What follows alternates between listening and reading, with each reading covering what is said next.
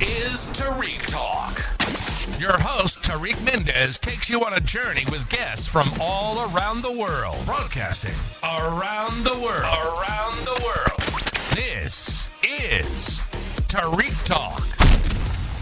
Alright guys, today this is an episode of Tarik Talk. I'm here in Belgium, in Brussels, with the very talented Adrien Lucca. How are you, Adrien? Good. Good. Thank you so much for being on the podcast. We're right now inside of the studio. I'm so honored and thrilled to be here today. Do you want to start by telling us your website and Instagram so everybody listening can look at your work?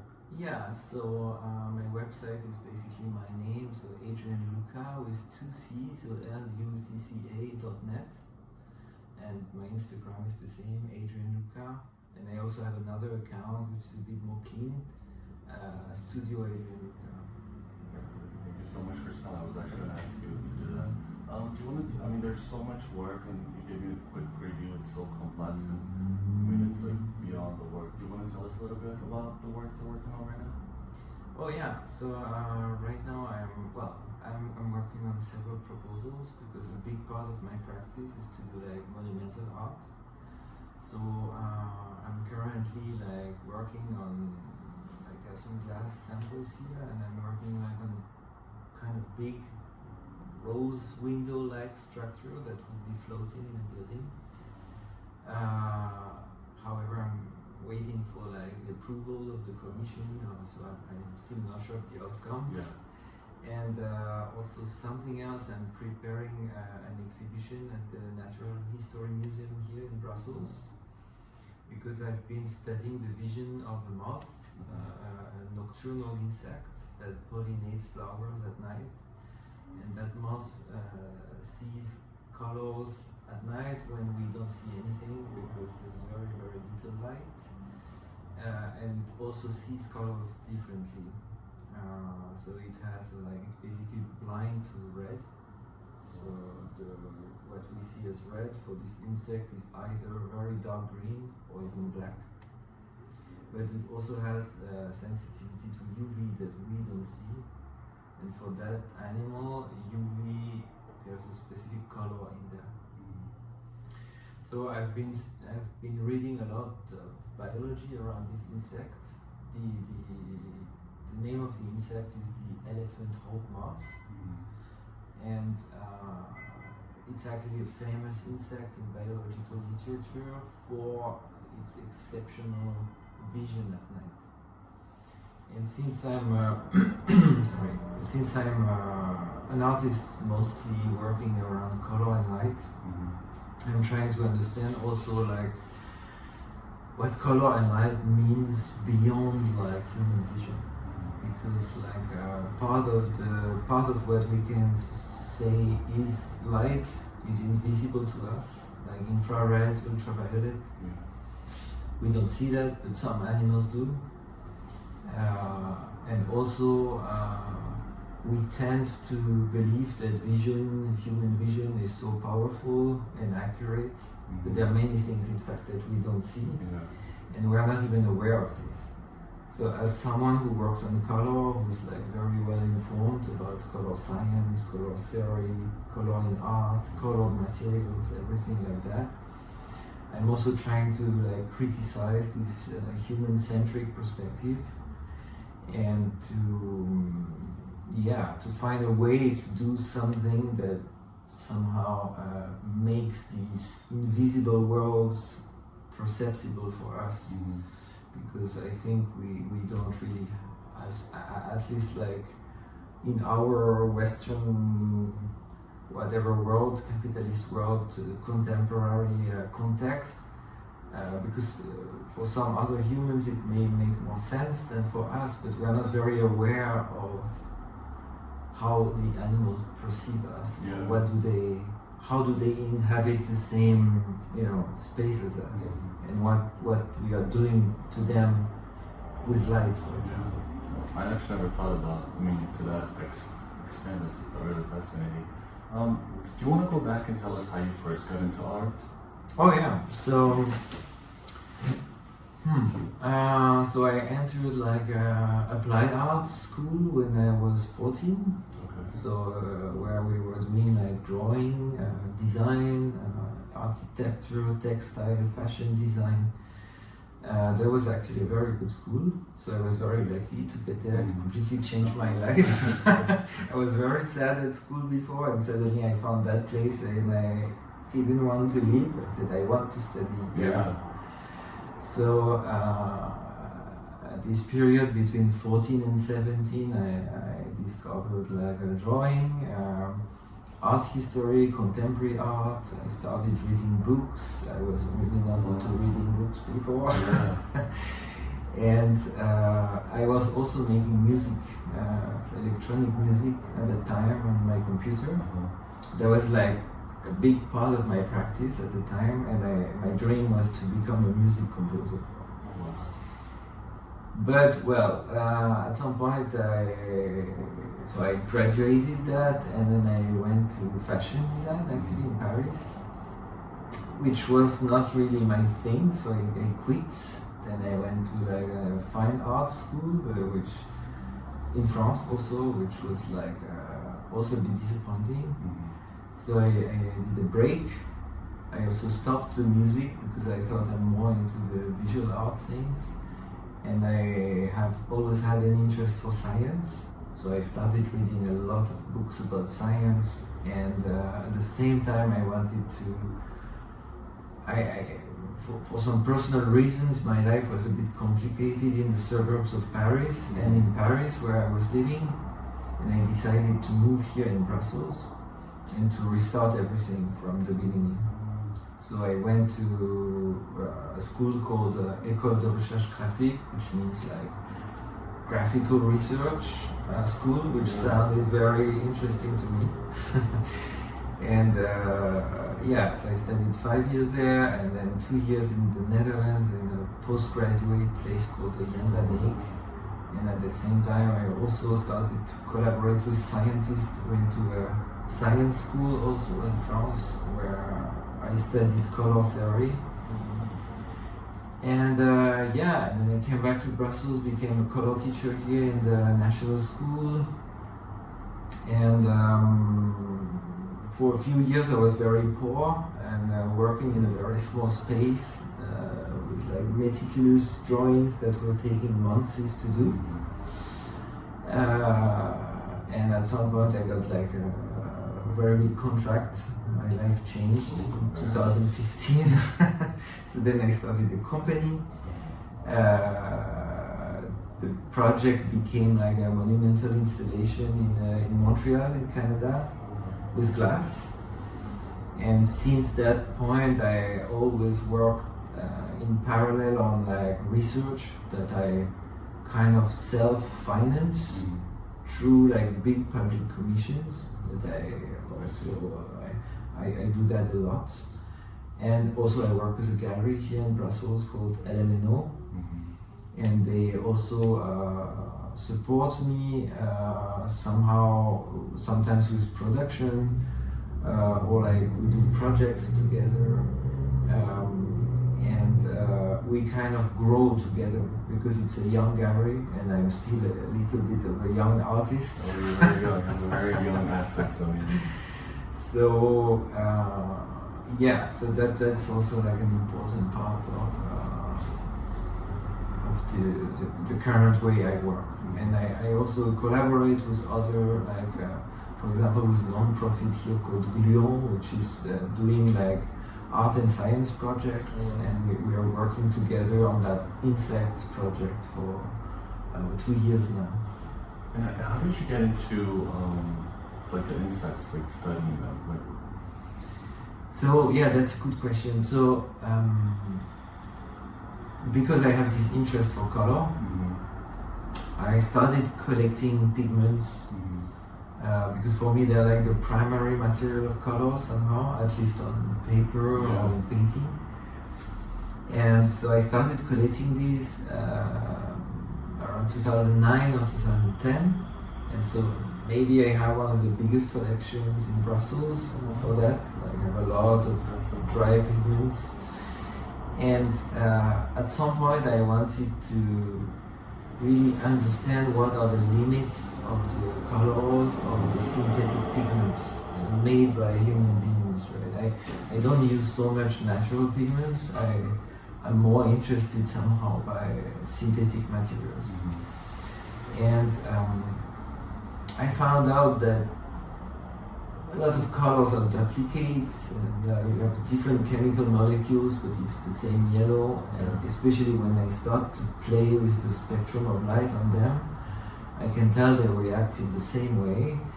So I was thinking that probably the reason why most pigments look the same is because they are selected by human beings under sunlight, with also like a kind of marketing team that would say that one's ugly, we're never gonna sell it, so we're not producing that in the factory.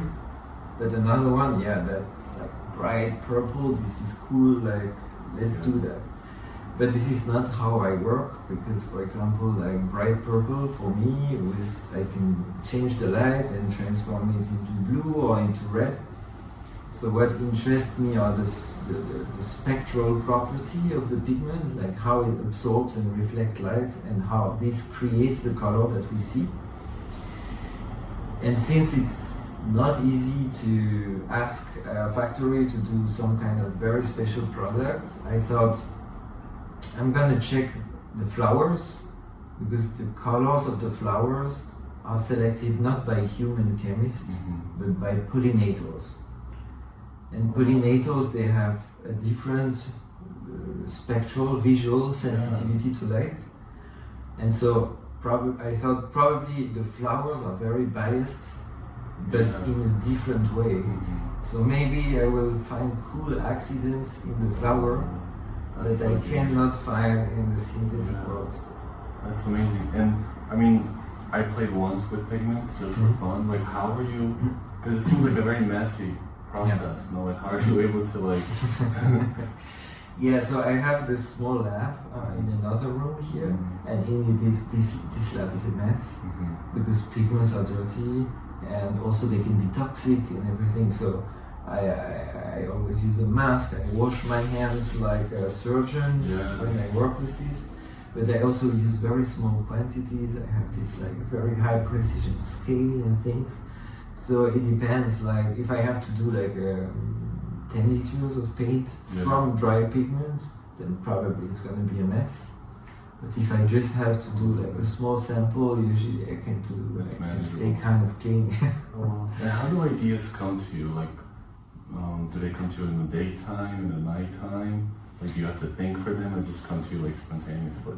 That depends really, because I would say that I have had already a lot of ideas. So a lot of these ideas are also kind of stored in memory. The ideas come from different situations. Like I love visiting museums, especially classical old painting art museums, and also architecture. I'm also an observator of light and color in nature, and I read scientific books a lot, and so all these things kind of interconnect. And also I have a background of like a kind of maker. My father was a craftsman for wood, so I grew up also making stuff, like cutting wood. So you have like the muscle memory in your hands. A little bit, And so it all comes from a kind of constellation of things, and so within that, somehow the ideas come very easily. But it's very hard to have a good idea. Or maybe it's very easy to have a good idea, but a good idea that you can create something with is a different problem than just having an idea. And do you write everything down? Because you said you keep everything in your memory. Like, are you able to like retract old memories and bring them to life, or do you have to write down like every little detail of your ideas? Well, I write a lot, so I have a bunch of notebooks from the last 20 years, but I don't read them that much actually. I remember once Björk, the singer, in an interview, she said that her relations with her ideas would be, okay, I got an idea and I'm gonna keep it like for as long as it takes to forget it. If I don't forget it, then maybe that's a good idea or something. And so I kind of identify with this process. I think that I mean the ideas they select themselves, and sometimes they come back. Weird things happen also, like I would read a book and forget about it, then think it's my idea, but it's actually coming from the book. I like that. And do you ever like reference your old ideas? Like if you're maybe like having a creative block, you go back to your notebooks and like try to find something you can use? Yeah, sometimes I do that, but usually I'm very busy currently with the things I'm doing right now. So I think the balance changed a little bit also. Like at some moment, maybe 10-15 years ago, I was very much into a kind of open research. I also didn't really know what to do, in fact. And today I have like a very well-defined research, like several of them. And I also have like responsibilities, like deadlines, I have to organize production. So it works a bit differently now. Yeah. And how are you able to like, because I interview a lot of artists, and this is like always the number one problem they always talk about, is like managing the business side and the creative side. So a lot of artists say like each day they can only do one task, so they can't do both in one day. But you seem to have like master the perfect routine. Like how are you able to combine both? Do you like secure one day for a business part of your like work and then another day? Or you kind of like use both of them together? I really don't make any difference. So I remember I made a diagram like 3 years ago or something for a lecture somewhere, and I called it like I wanted to define my own economy, and so I called it like dream economy, which sounds a bit stupid. No, it sounds cool. But in fact it was like, okay, so I have dreams, right? And so how do I make these dreams come true? Right? So then I try to find opportunities to get like projects or scholarships or like basically money. But I don't want to make money with something that I don't like, so it should be related to these dreams. And so it took some time, but now it kind of works. And then with that money I do scientific and artistic research.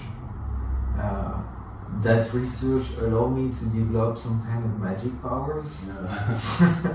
And the magic powers, they feed the dreams. And so that turns around like this. And so far it works. It's been a bit more than 10 years that it works like that. So that sounds like the perfect ecosystem. You should patent it.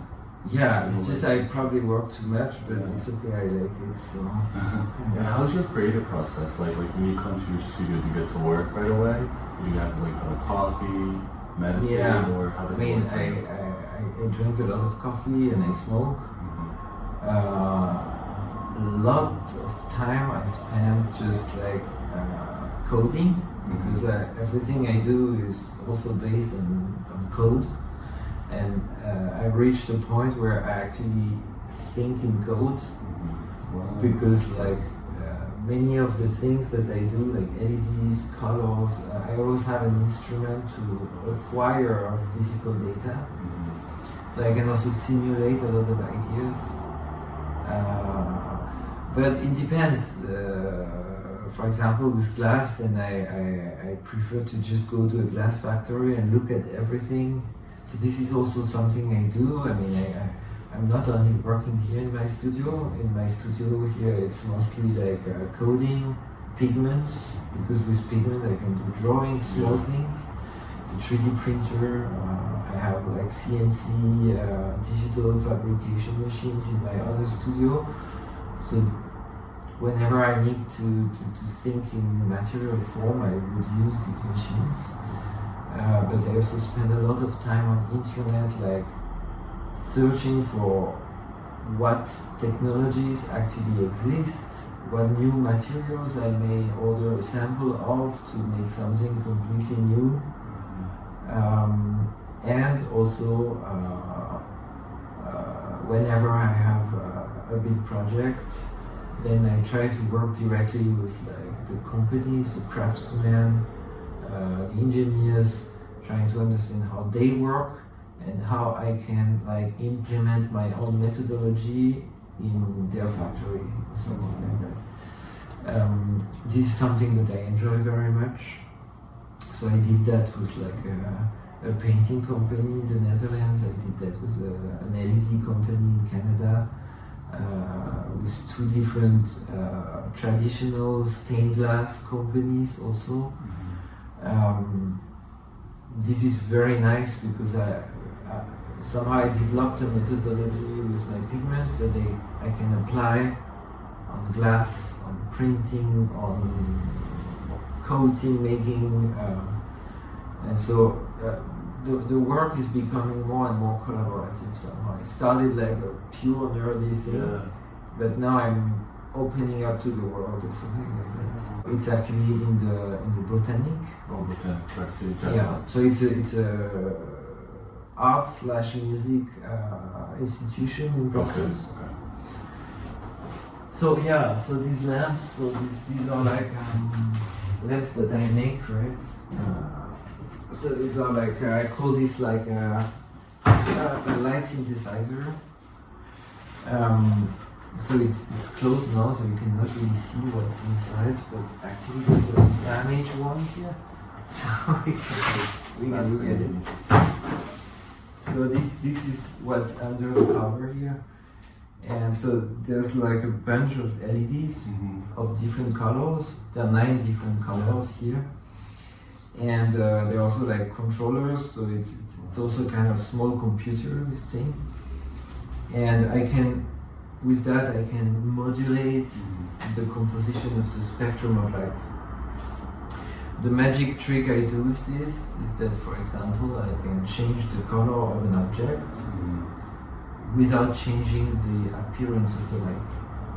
So you arrive in a room, the light is white, the object is yellow, say, and it will turn like extremely red. But you don't see, it's caused by the light, but there's no way of telling that the light did this because the light didn't change at all in terms of visual appearance. Yeah. And so I use this in monumental installations or immersive installations.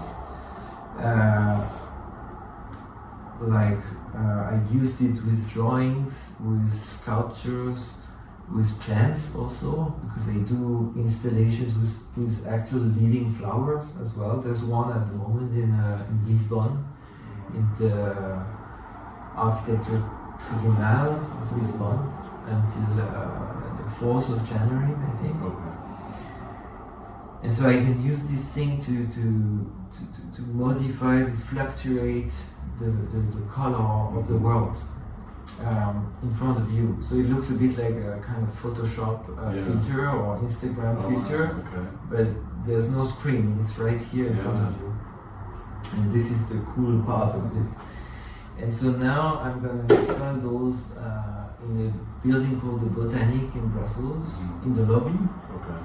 So right now they are like a outdated, obsolete kind of light there.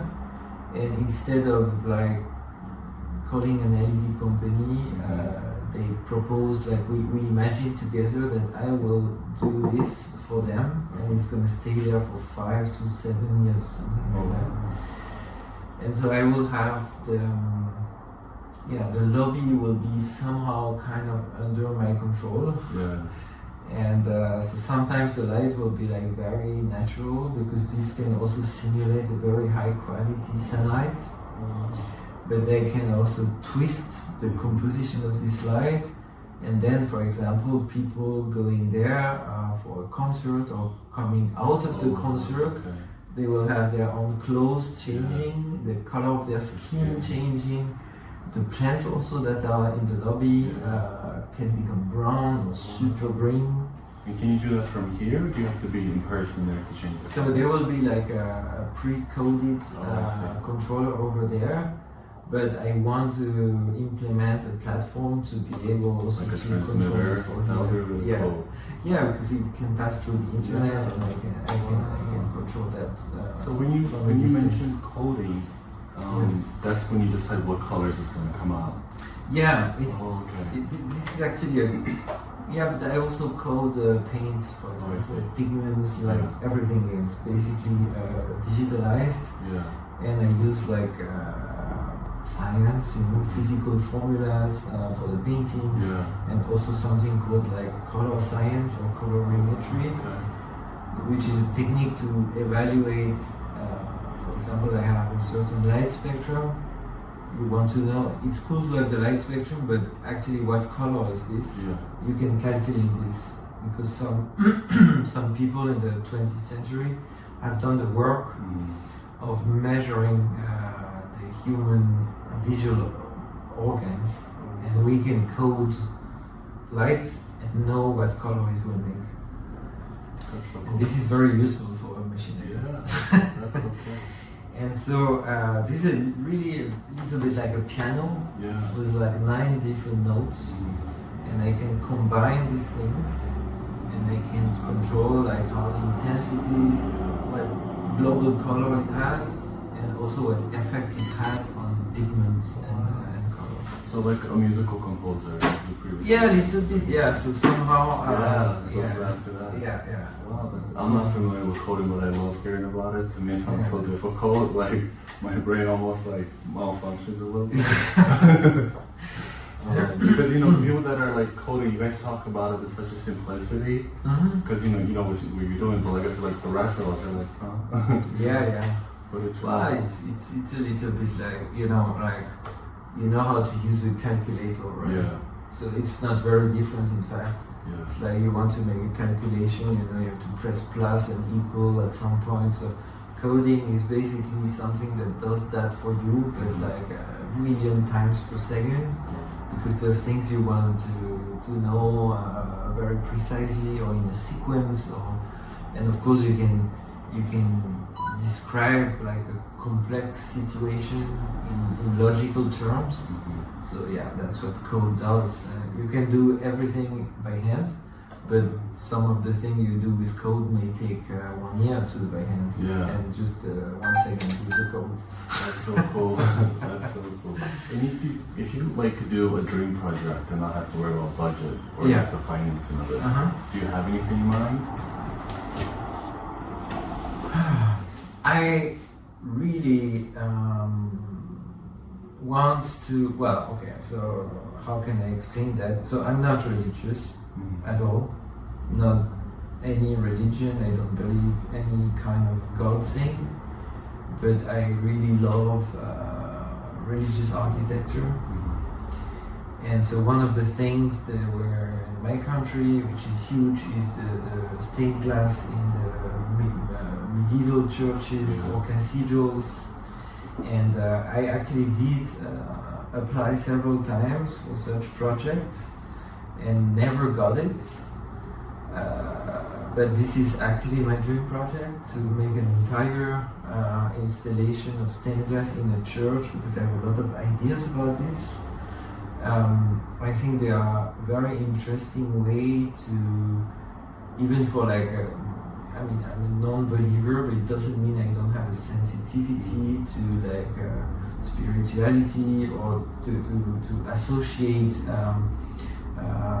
emotional events and things that happen in the life, like destiny and stuff like that, with the beauty of a material, the way the light interacts with the material. And so I actually have a lot of ideas about this. That's so cool. I can imagine like your glass work and then your light will be like. Yeah, because like what's magical in these buildings is that the light source is actually the natural light, so it's changing all the time.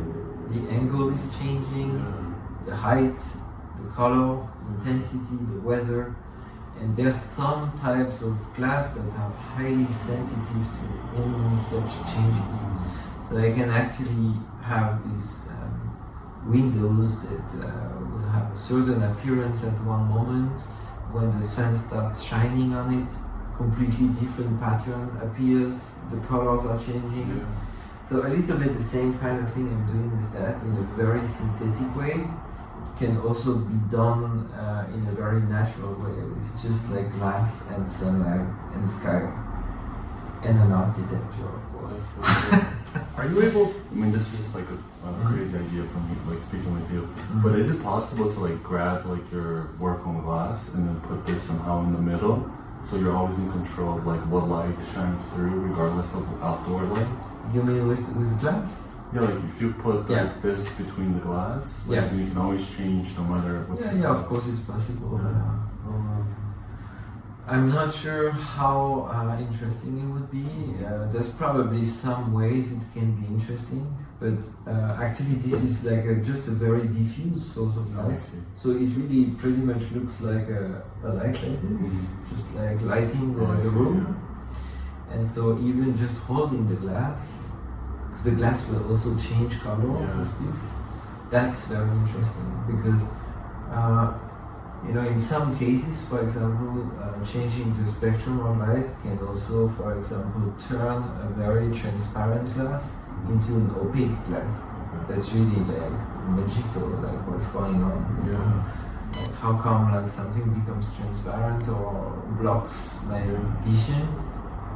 It looks like it's spontaneously, of course it's not. I'm tuning, playing behind, but you know. So I think it's even more interesting to see the relation between LED light and glass to try to just present it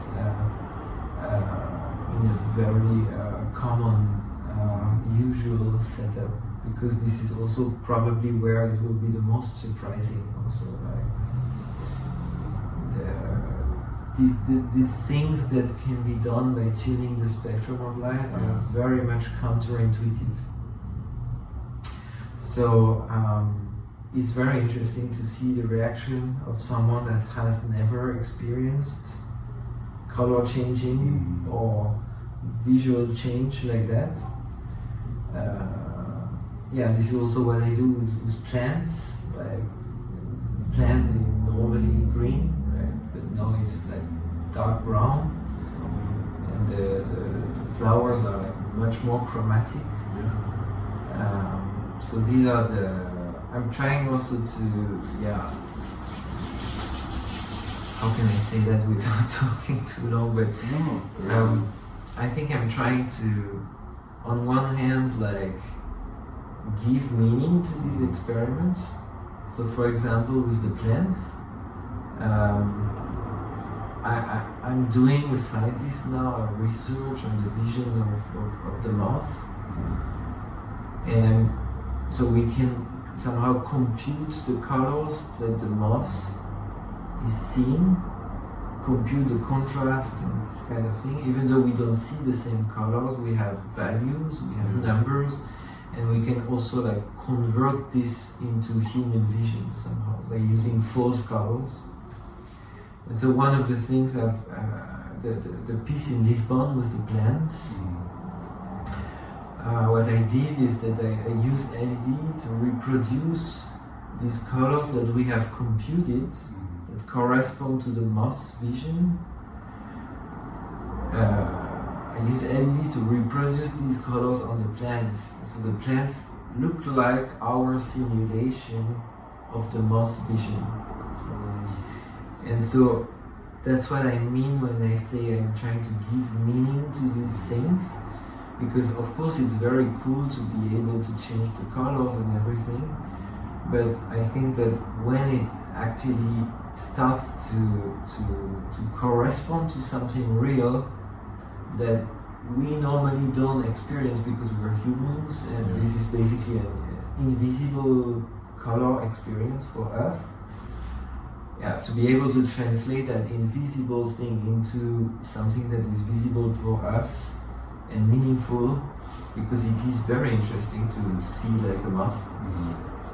Then I think it's even beyond the just nerdy play and understanding the science, and it's not a demonstration. It becomes like it becomes a tool to